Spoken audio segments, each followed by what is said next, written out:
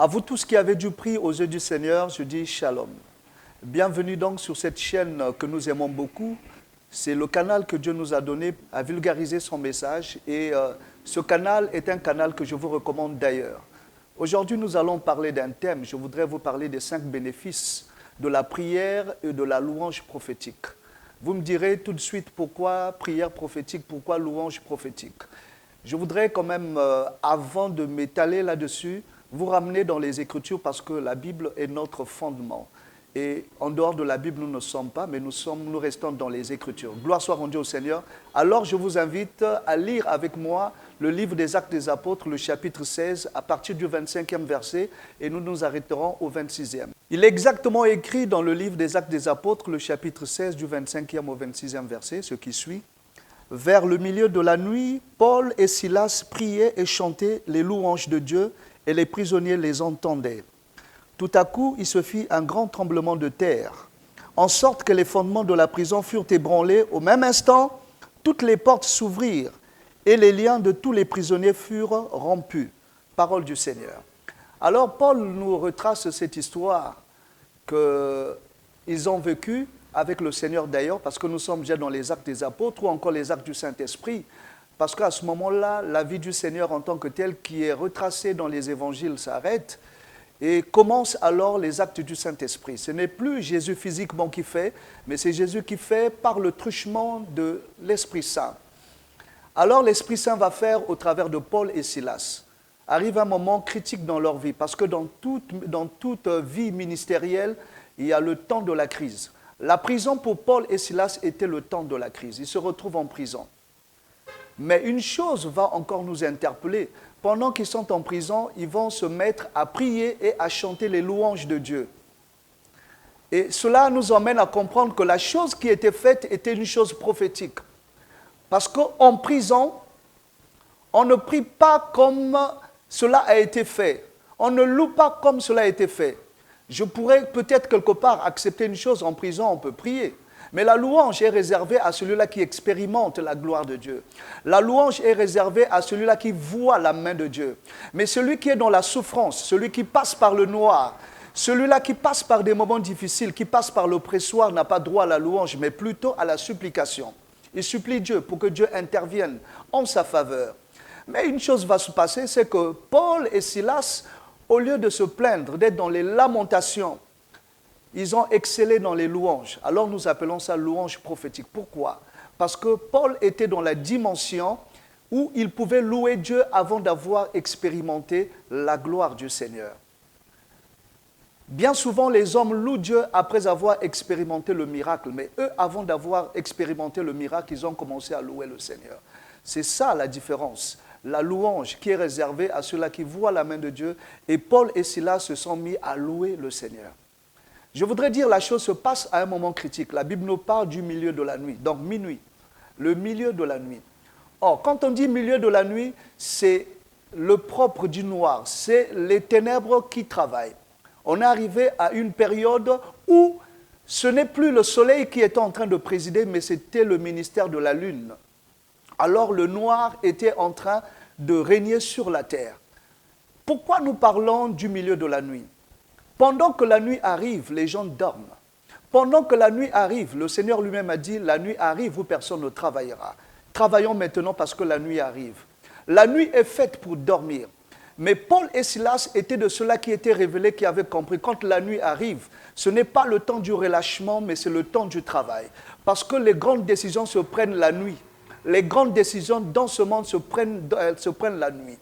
Et même lorsque l'homme est formé dans le sein de sa mère, ça se passe dans le noir. Quand Dieu élève quelqu'un, c'est dans le noir. Tu passes par des moments difficiles. Alors tu es comme cette graine qui a été enfouie sous terre. Sous la terre, il n'y a pas la lumière, c'est le noir. Mais c'est dans le noir que tu vas commencer à croître. C'est dans le noir que tu vas commencer à crier victoire. Mais eux également, ils ont compris la chose. Ils se sont dit, il faudrait qu'on élève la voix. Ils ont élevé la voix. Je voudrais dire à quelqu'un, ils sont dans la nuit et en plus, ils sont en prison. En prison, on ne travaille pas. En prison, on n'a pas de résultats. En prison, on ne se marie pas. En prison, on ne voyage pas. Il y a restriction des libertés en prison. Et Paul et Silas également avait connu ces choses à ce qu'on appelle la restriction des libertés. Ils ne pouvaient pas faire ce que toi et moi faisons actuellement. Mais révélés, ils se sont dit, si on croise les bras, on fera le jeu du diable. Je vais m'expliquer tout à l'heure. Si on croise les bras, le diable se frottera les mains. Le diable se dira que je les ai vaincus. Mais ils ont fini par réagir. Je dis à quelqu'un, toi qui me suis aujourd'hui, on ne subit pas une prophétie, mais on réagit vis-à-vis de la prophétie. Même si la prophétie vient d'un serviteur de Dieu, il faudrait que tu aies les moyens de réagir vis-à-vis de cette prophétie. Comme l'a fait Ézéchias, il a réagi vis-à-vis de la prophétie qui venait d'un grand prophète, Ésaïe. Et nous également, nous devons être de la race d'Ézéchias, être de la race de Paul et Silas. Au milieu de la nuit, ils ont chanté les louanges à Dieu, ils ont prié. Assurément, Paul a prié comme ceci.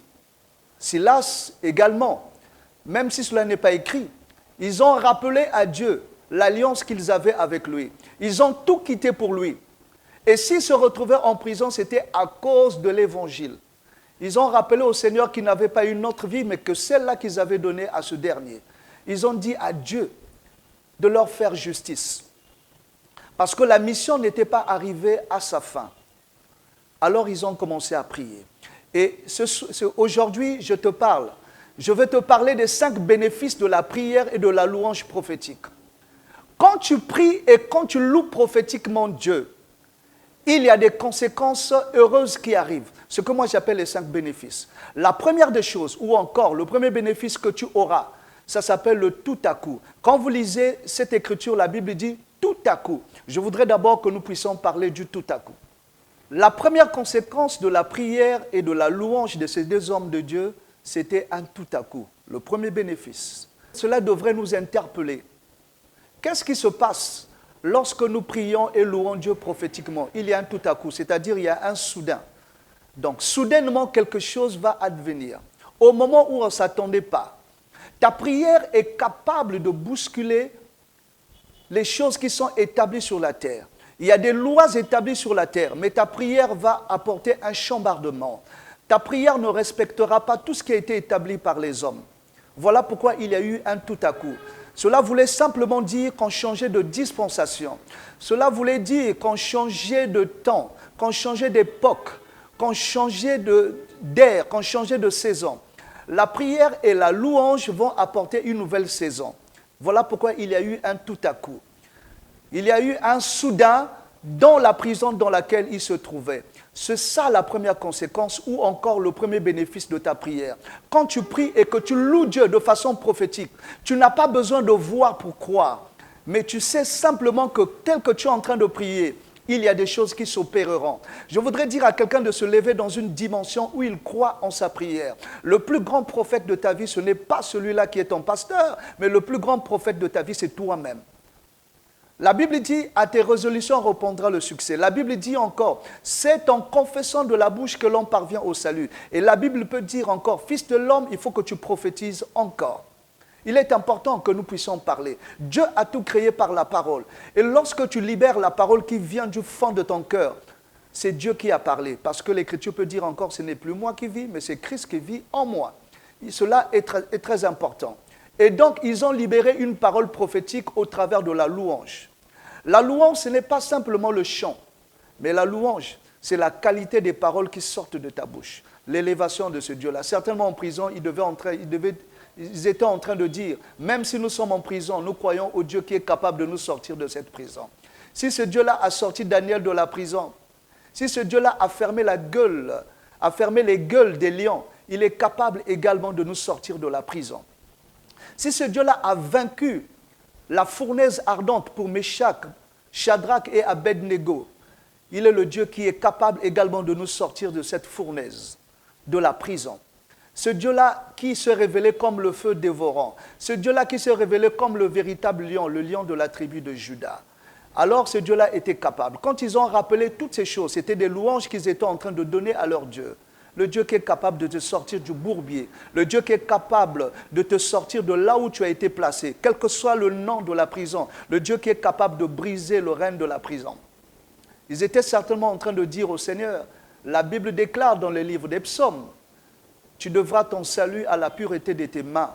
Et puisque nos mains sont pures, assurément notre Dieu nous sortira de cette prison. C'était les louanges qu'ils étaient en train de donner à leur Dieu. Et Dieu a exaucé et il y a eu un tout à coup. Gloire soit rendue au Seigneur. Donc après le premier bénéfice de la louange, tout comme de la prière prophétique, nous avons un deuxième bénéfice. Et ce bénéfice, nous l'appelons le grand tremblement de terre. Je voudrais te dire que ta prière que tu fais là, la louange que tu donnes à Dieu, va produire un deuxième bénéfice. Et c'est le grand tremblement de terre. Je voudrais te ramener d'abord dans le livre de la Genèse. Je te ramène au 6e jour. L'homme a été créé le 6e jour. Mais une particularité, c'est que l'homme a été tiré de la terre. L'homme a été tiré de la terre. Quand on dit tremblement de terre, je voudrais t'emmener à comprendre que ce qui va se mettre à trembler, ce n'est pas la terre physique, mais c'est une terre qui a une dimension spirituelle. Cette terre-là, c'est un homme. Cette terre-là, c'est un peuple. Quand on dit que la terre va se mettre à trembler, c'est que ta prière, ta louange mettra dans une situation inconfortable tout homme et toute femme qui a eu à te placer dans une prison spirituelle. La prière qui est faite par cet homme-là qui est onctionné, passez-moi le mot, cet homme-là qui a l'onction de Dieu sur lui. L'onction, c'est la capacité surnaturelle que Dieu te donne pour accomplir sa volonté. Dieu ne laisse pas les gens partir comme ça. Il met une charge au-dedans de ces derniers pour accomplir sa volonté. Et alors, la terre va commencer à trembler. Toi qui suis ce message, j'aimerais te dire, lorsque tu élèveras la voix, lorsque tu prieras, lorsque tu loueras l'Éternel, ceux qui t'ont placé dans une prison appelée certainement maladie, cette prison appelée limitation, cette prison appelée non-accomplissement, cette prison appelée maladie indécrottable ou maladie opiniâtre, cette maladie appelée pauvreté sans nom, cette maladie appelée sécheresse, il va y avoir un tremblement de terre. Quand tu pries chez toi, tu es capable de décréter un tremblement de terre. Il faudrait que tu apprennes à prier dans une dimension prophétique. Quand tu pries, tu dis, à partir de maintenant, je commande un véritable tremblement de terre dans le camp de mes ennemis. Lorsqu'il y a tremblement de terre, même les autels maléfiques sur lesquels ton nom est invoqué, ces autels-là tombent parce que tu as fait une prière. Une prière pas ordinaire, mais une prière prophétique.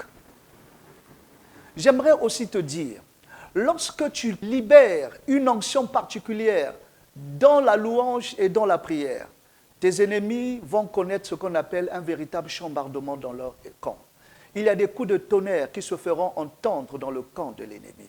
Pourquoi? Parce que ta prière est remplie de puissance. Dieu veille sur les déclarations de ses serviteurs pour les exécuter. Dieu veut que tu parles. Dieu veut que tu parles, que tu dises ta version à toi. N'est-ce pas qu'il a dit à Bartimée, que veux-tu que je te fasse?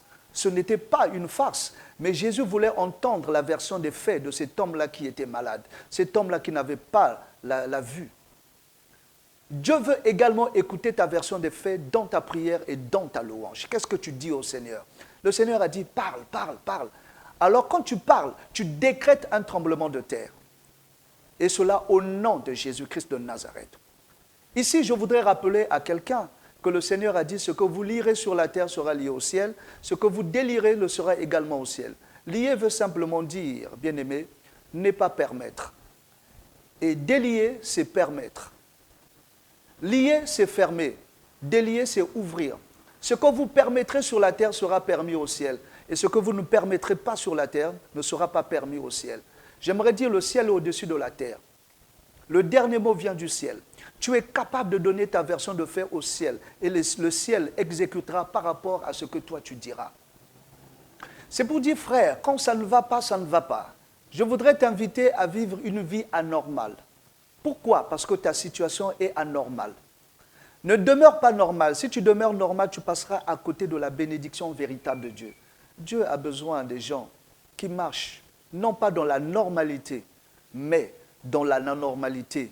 Cela est très important. Je me souviens encore un jour, en France, il y avait ce débat-là télévisé entre le président sortant, Nicolas Sarkozy, et celui qui aspirait à la magistrature suprême, donc François Hollande. Il y a eu débat à la télé.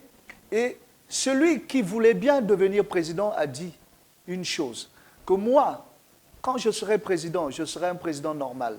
ma fonction sera normale, une présidence normale. Et au sortant de rétorquer, de dire la fonction présidentielle n'est pas normale, mais plutôt une fonction anormale. Aujourd'hui, on peut donner raison à cet homme-là, Nicolas Sarkozy, de dire que la fonction présidentielle est anormale. Pourquoi? Parce que vous êtes appelé à prendre des décisions anormales. Vous êtes appelé à prendre un jour la décision où il faille appuyer sur le bouton nucléaire. Vous êtes appelé à prendre des décisions qui ne feront pas la joie de tout le monde. Alors ce n'est pas une fonction normale, ce n'est pas une fonction où vous allez distribuer des bonbons aux gens. Également dans la prière, nous sommes appelés à prendre des décisions anormales, à prendre des décisions fortes. Quand ça ne va pas, ça ne va pas. J'ai l'habitude de dire, et je répète ici, si tu ne combats pas les combats de ta vie, ces combats-là vont te combattre jusqu'à te détruire. Quand il y a un problème, il faut le régler. Et qui réglera le problème? Ce n'est pas celui qui est à côté de toi, mais c'est à toi de régler le problème parce que l'autorité, la puissance, la gloire sont sur toi, t'ont été accordées par le Seigneur. Gloire soit rendue au Seigneur. Alors, il faut décréter un tremblement de terre. Dans ta maison, là où tu te trouves, tu décrètes, tu dis aujourd'hui même, je commande le tremblement de terre dans les prisons sataniques. Les âmes de ma famille ont été placées. Si quelqu'un qui est grand dans la sorcellerie, quelqu'un qui est capable de se mouvoir dans une sorcellerie profonde, aujourd'hui, je commande le tremblement de terre dans sa vie et dans sa maison, que tout tremble, que les hommes tremblent, que les systèmes des hommes se mettent également à trembler au nom de Jésus-Christ. Et après ce bénéfice du tremblement de terre, nous avons un autre bénéfice. Comme quoi, derrière un bénéfice, il y a un autre bénéfice. Allons donc découvrir ce troisième bénéfice que le Seigneur nous donne au travers de la louange et de la prière prophétique.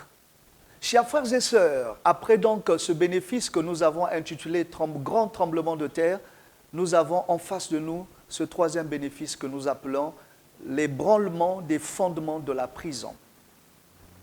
Ainsi, je suis en train de déclarer, aucune prison ne peut tenir devant le nom de Jésus-Christ. Lorsque le nom du Seigneur est invoqué, que ce soit dans le ciel comme sur la terre, tout genou fléchit et toute langue confesse que Jésus-Christ est Seigneur à la gloire du Dieu le Père. Celui qui est en toi est plus grand, plus fort, plus puissant, plus glorieux que celui qui est dans le monde. Alors, qu'est-ce qu'ils vont faire? Après avoir loué et prié le Seigneur, il va se passer quelque chose de fort qu'on appelle l'ébranlement des fondements de la prison. Au moment où je suis en train de te parler, suis-moi très bien. Si tu es connecté à ce message, je peux t'annoncer une bonne nouvelle, que les fondements des prisons dans lesquelles tes enfants, toi-même, ta famille ont été placés, sont en train de tomber au nom de Jésus. De même que les murailles de Jéricho se sont écroulées, Christ, aujourd'hui, a pris la décision d'ébranler les fondements de la prison dans laquelle tu as été placé. Tu sors de la prison parce que la prison doit tomber au nom de Jésus. J'aimerais te dire, ta vie n'est pas dans la prison. Mais si tu t'es retrouvé dans cette prison, le temps est arrivé pour toi que de sortir de cette dernière. Et en faisant comment? En priant pour que les fondements de la prison soient ébranlés. Il y a des gens qui tiennent cette prison. Il y a des hommes comme des femmes qui sont remplis de méchanceté, de haine, qui animent cette prison. Mais dès lors que tu élèves la voix, dès lors que tu pries, tu loues l'Éternel, ces hommes-là viendront à être ébranlés. Tout cela qui était dans l'orgueil de la sorcellerie, Dieu va briser. Dieu va anéantir leur orgueil. La sorcellerie doit connaître sa déchéance. Mais pour que la sorcellerie tombe, il faudrait que tu loues l'Éternel, il faudrait que tu pries l'Éternel. Ta prière sera accompagnée par un miracle inhabituel. C'est l'ébranlement des fondements. Dieu est bon et Dieu veut simplement que tu parles. N'attends pas que Dieu vienne parler à ta place. C'est à toi de parler. Commence à parler pour que les fondements de la prison soient ébranlés. Le temps de l'ébranlement des fondements de la prison est arrivé. C'est maintenant que nous devons ébranler les fondements de la prison. Que Dieu te bénisse. J'espère que tu es en train de prendre cette parole-là pour ta parole. Exécute-la, vis cette parole et que Dieu te bénisse encore et encore. Mais à côté de cette bénédiction ou encore ce bénéfice, ce troisième bénéfice, nous avons un quatrième bénéfice. Je vous avais annoncé dès le départ que nous avons 5 bénéfices. Nous arrivons au quatrième bénéfice. Bonne nouvelle pour tous les enfants de Dieu, c'est que le quatrième bénéfice s'appelle l'ouverture des portes. Ah, c'est une très bonne nouvelle. La Bible dit, après le tout à coup, il y a eu un grand tremblement de terre. Après le grand tremblement de terre, il y a eu ébranlement des fondements de la prison. Mais le quatrième bénéfice, la Bible parle de l'ouverture des portes. Lorsque les portes s'ouvrent, c'est pour que tous ceux qui sont dans la prison sortent. C'est une nouvelle qui est annoncée. Fini la prison, la porte s'est ouverte. Alors lorsque la porte s'ouvre, il faut passer encore le seuil de la porte et sortir de là. Pourquoi? Parce qu'il y a une nouvelle vie qui commence. Gloire soit rendue au Seigneur. L'ouverture des portes. J'ai vu quelqu'un dans la Bible qui a ouvert une porte. Alors quel type de porte? Je voudrais parler de Moïse. Moïse a ouvert une grande porte. C'était toute une prison. Vous savez tous que c'est sous la dictée du Seigneur que Moïse s'est retrouvé en Égypte de nouveau, parce que Moïse est venu de l'Égypte, il s'est retrouvé ailleurs, mais il devait repartir. C'est un peu l'image de ce que le Seigneur Jésus-Christ nous a dit. Je vous ai tiré du monde, mais je vous renvoie encore dans le monde. L'Égypte étant l'image du monde. Alors Moïse repartira en Égypte pour la libération du peuple élu de Dieu. Et quand il a s'agi de sortir, après toutes ces plaies, après tous ces miracles, la manifestation des œuvres majeures de Dieu, ils vont se retrouver devant un obstacle majeur qu'on appelle la mer Rouge. Mais qu'est-ce qui va se passer? Moïse va prendre la verge qu'il avait en main, Moïse va lever la verge, et la Bible dit toute la nuit, le vent a soufflé tellement fort, c'était un vent d'Orient, parce que nous savons que Dieu marche avec le vent d'Orient et le vent d'Occident. Et le vent a soufflé tellement fort qu'au petit matin, la mer s'est ouverte. La mer s'est ouverte et il fallait traverser la mer Rouge. Je ne voudrais pas parler de la traversée en tant que telle, mais vous parlez simplement de la verge que Moïse avait utilisée à ce moment-là. Comment voulez-vous qu'une verge, un bâton, ouvre la mer et que ce même bâton referme la mer? Or, nous savons tous que ce qui ouvre et referme, c'est la clé. C'est la clé. C'est pour dire que le bâton que Moïse avait, c'était toute une clé. Moïse a ouvert la porte de la mer Rouge et arrivé de l'autre côté, il a pris le soin de refermer la porte de la mer Rouge. Pourquoi? Parce que si Moïse avait laissé la porte ouverte, assurément Pharaon et tout cela qui composait son armée devaient les rattraper. Voilà pourquoi dans le combat spirituel également, lorsque nous ouvrons les portes, prenons le soin également de les refermer. Gloire soit rendue au Seigneur. Et donc, les portes s'ouvrent. Aujourd'hui, quelqu'un devrait comprendre. Toutes les portes qui sont déclarées hermétiquement fermées dans ta vie doivent s'ouvrir lorsque tu élèveras la voix. Il n'y a pas une porte qui peut résister devant la parole du Seigneur. Il n'y a pas une porte qui peut résister devant la déclaration qui sortira de ta bouche. Si tu ne crois pas, je voudrais croire à ta place. Dieu est déjà avec toi. Il n'y a pas une porte qui te résistera. Quelle est cette porte qu'on a fermée par l'ennemi? Elle va s'ouvrir à présent au nom de Jésus. Assurément tu priais, mais les portes ne s'ouvraient pas. Je t'appelle à réajuster ta prière. Dans les choses de Dieu, il y a l'ajustement et le réajustement. Il faudrait que tu arrives à un niveau de réajustement. Réajuste ta prière. Prie de façon prophétique et loue de façon prophétique. Tu verras les portes s'ouvrir. Que ce soit les portes de la santé, que ce soit les portes du bonheur, les portes de la fécondité. Toutes ces portes-là vont s'ouvrir. Pourquoi? Parce que tu as prié avec autorité, tu as prié de façon prophétique. Ne te vois plus comme étant dans la prison. C'est une grave erreur pour tout enfant de Dieu de marcher comme s'il n'a rien reçu. J'ai l'habitude de dire aux enfants de Dieu, ne marchez jamais la tête basse. Même quand tout va mal, marchez la tête haute. C'est une bonne manière de distraire le diable également. Le diable voudrait que vous marchiez la tête basse. Le diable voudrait que vous passiez toute votre vie à vous ramasser, à vous plaindre. Mais quand les gens savent que ça ne va pas pour vous, mais dites aux gens que ça va. Les gens vous poseront souvent des questions. Comment ça va? Ne dites jamais ça ne va pas. Dites tout va bien. Pourquoi? Parce que vous êtes dans la louange prophétique. Et celui qui te malmène quand il apprend que tu dis partout que tout va bien, malgré ses sortilèges, malgré tout ce qu'il peut faire contre toi, il sera désaxé Parce que croyant te retenir dans des chaînes, mais tu dis que tu n'es plus dans les chaînes, mais tu vis plutôt la libération. Ainsi je déclare, aucune porte ne demeurera telle dans ta vie, que toutes les portes qu'on avait fermées dans ta vie s'ouvrent à présent sous la puissance du nom de Jésus-Christ de Nazareth. Aussi vrai que l'Éternel Dieu m'a appelé, je communique cette grâce dans ta vie au nom de Jésus. Et même les portes qui ont été ouvertes par l'ennemi vont se refermer. Si le diable a ouvert la porte de l'échec, Dieu va la refermer au nom puissant de Jésus-Christ de Nazareth. Ainsi, je voudrais que tu crois, au travers de ta prière, au travers de ta louange prophétique, toutes les portes vont s'ouvrir au nom de Jésus-Christ de Nazareth. Tel est le quatrième bénéfice que tu reçois au travers de cet exercice que tu fais tout le temps, notamment la louange et la prière prophétique. Et cela nous emmène à la dernière, le cinquième bénéfice. Et le cinquième bénéfice, bien-aimé, c'est la rupture des liens de tous les prisonniers. Et là, nous arrivons au cinquième bénéfice. Le cinquième bénéfice, c'est la rupture des liens de tous les prisonniers. Même ceux-là qui n'avaient pas prié, même ceux-là qui n'avaient pas loué, ont bénéficié de la grâce de Paul et Silas qu'ils tenaient du Seigneur. Je voudrais dire à quelqu'un, écoute-moi très bien, il y a des gens autour de toi qui seront bénéficiaires de la grâce que Dieu mettra sur ta vie.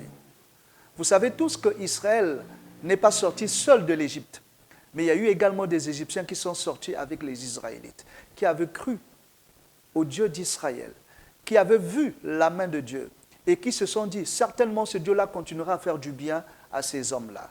Et si nous sommes là, nous également, nous en serons bénéficiaires. J'aimerais dire également quelque chose. Lorsque Moïse monte sur la montagne et que la gloire couvre toute la montagne, il se passe une chose. Josué, fils de Nun, serviteur de Moïse, également a bénéficié de la gloire de Dieu, puisque la gloire a eu à couvrir toute la montagne. Josué, même s'il n'est pas allé jusqu'au sommet avec Moïse, mais Josué a bénéficié de la gloire lorsque la gloire est descendue sur la montagne. Et alors Josué était capable de continuer la mission de Moïse. Josué était habitué à la gloire. Et il y a des gens également qui vont bénéficier de la gloire que Dieu met sur nous. Les liens de tous les prisonniers vont être rompus. Il n'y a pas de lien qui tiendra. C'est pour dire dans ta famille, ta prière, tu es capable d'emmener toute une famille à la délivrance, à expérimenter la délivrance. Voilà pourquoi plus loin, le geôlier va poser la question, que faut-il que je fasse pour être sauvé? Et à Paul et Silas de répondre, crois au Seigneur Jésus-Christ et tu seras sauvé, toi et ta famille. C'est pour dire, Dieu est bon. Les grâces que nous recevons de lui tombent également sur ceux-là qui sont avec nous. Voilà pourquoi j'ai l'habitude de dire, on ne combat pas quelqu'un qui a Dieu, mais on marche avec lui. Quelqu'un qui a une alliance avec Dieu ne peut être terrassé. Il peut tomber pour un temps, mais il ne tombera pas tout le temps. Il finira par se relever et crier victoire. Alors, quand il sera dans sa saison de victoire, il faudrait que tu sois avec lui. Vous allez voir donc ces prisonniers également vont bénéficier de cette grâce-là. Ils vont sortir de la prison. C'est pour dire, tu es capable d'apporter la délivrance dans toute ta maison, apporter la délivrance dans toute ta famille. L'Écriture nous enseigne que la clé de David se trouve entre les mains du Seigneur. C'est-à-dire, lorsqu'il ferme, personne ne peut ouvrir. Et lorsqu'il ouvre, personne ne peut fermer. C'est pour dire également, la clé se trouve entre tes mains. Tu es capable de changer l'atmosphère de ta famille. Tu es capable de changer l'atmosphère de tout un pays par ta prière. N'est-ce pas que l'Écriture déclare que la ville se lève par la prière des hommes justes? Tu es capable d'emmener la ville à une certaine dimension.